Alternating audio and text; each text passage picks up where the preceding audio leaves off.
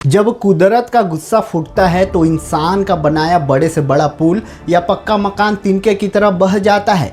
कुछ ऐसा ही भयानक मंजर इस वक्त हमारे पड़ोसी देश नेपाल में देखने को मिल रहा है। तिब्बत की पहाड़ियां से आई एक अचानक बाढ़ यानी फ्लैश फ्लड ने नेपाल के कई इलाकों को रातों रात तबाह कर दिया। तस्वीरें इतनी खौफनाक है कि देखकर किसी का भी दिल दहल जाएगा। जी हाँ, अगर आप इन वीडियोस को ध्यान से देखेंगे तो शुरुआत में पहाड़ों के बीच सब कुछ बिल्कुल शांत दिखता है, लेकिन फिर अचानक पहाड़ों में से सफ़ेद धुएं और धुंध का एक बड़ा गुब्बार उठता है। लोग कुछ समझ पाते उससे पहले ही पानी का एक विशाल सैलाब पहाड़ों को चीरता हुआ नीचे की तरफ दौड़ पड़ता है। जो नदियाँ कुछ मिनट पहले बिल्कुल शांत बह रही थी, देखते ही देखते वो विकराल रूप ले लेती है। रास्ते में जो कुछ भी आया, चाहे वो पक्का पुल हो, बड़ी बड़ी इमारतें हों, गाड़ियां हों या फिर पुलिस स्टेशन, सब कुछ पानी अपने साथ ले जाता है। आखिर नेपाल में यह महाप्रलय कैसे आया, कितना नुकसान हुआ और क्या है पूरी इनसाइड स्टोरी, आइए आज की इस वीडियो में हम बड़े आसान भाषा में समझते हैं। नेपाल के रसुआ और नुआकोट जिले इस वक्त सबसे ज़्यादा मुसीबत झेल रही है। जी हाँ, वहाँ मौजूद लोगों का कहना है कि सब कुछ आम दिनों की तरह सामान्य चल रहा था। लोग अपने रोजमर्रा के कामों में लगे हुए थे, तभी अचानक पहाड़ों के ऊपर से एक बहुत तेज गड़गड़ाहट की आवाज़ सुनाई दी और धुआं सा छा गया। यह इस बात का इशारा था कि ऊपर पहाड़ों में बहुत बड़ा लैंडस्लाइड हुआ है या कोई झील फटी है। और इसके महज 2-3 मिनट के अंदर मलबे, पत्थर और कीचड़ से भरा पानी इतनी तेजी से रफ्तार से नीचे आया कि लोगों को भागने या संभलने तक का मौका नहीं मिला। अभी तक मिली जानकारी के मुताबिक इस हादसे में 8 लोगों की जान जा चुकी है और कई लोग अब भी लापता हैं। अब बात करते हैं उस नुकसान की जिसने पूरे इलाके को तहस नहस कर दिया।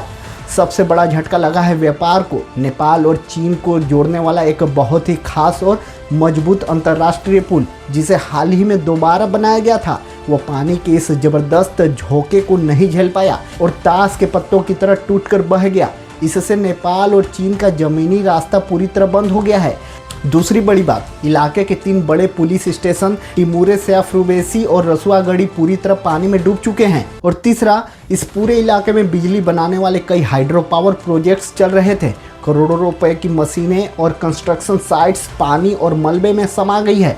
सड़कों पर खड़ी बसें, ट्रक और कारें पानी में ऐसे ही तैरती दिखी जैसे बच्चे के खिलौने पानी में बह रहे हों। इस तबाही के बाद नेपाल सरकार पूरी तरह अलर्ट मूड पर है, लेकिन सबसे बड़ी चिंता की बात यह है कि ऊपरी इलाकों में दोबारा बाढ़ आने का खतरा बना हुआ है और मौसम विभाग का कहना है कि आने वाले घंटों में हालात और बिगड़ सकते हैं। हालात की गंभीरता को देखते हुए नेपाली सेना और पुलिस तुरंत एक्शन में आ गई है। प्रभावित इलाकों में फंसे लोगों को सुरक्षित निकालने और उन तक खाना पानी पहुंचाने के लिए 15 से ज़्यादा हेलीकॉप्टर्स तैनात किए गए हैं। चूँकि सड़कें और पुल पूरी तरह बह चुके हैं, इसलिए ज़मीनी रास्ते से जाना मुमकिन नहीं हो पा रहा है और ऐसे में हवा से ही मदद पहुँचाना अकेला रास्ता बचा हुआ है। अब आपके मन में सवाल उठ रहा होगा कि आखिर तिब्बत की तरह ऐसा क्या हुआ कि अचानक नेपाल में यह प्रलय आ गया।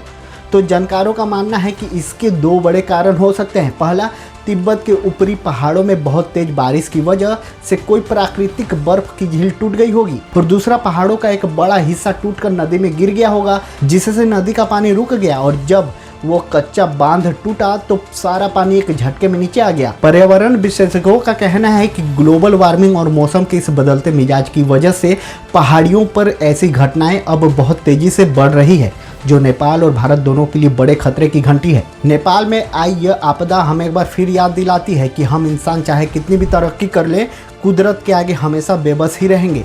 आप क्या सोचते हो आज की इस वीडियो के बारे में? आप अपनी राय हमें कमेंट सेक्शन में जरूर से बताइएगा।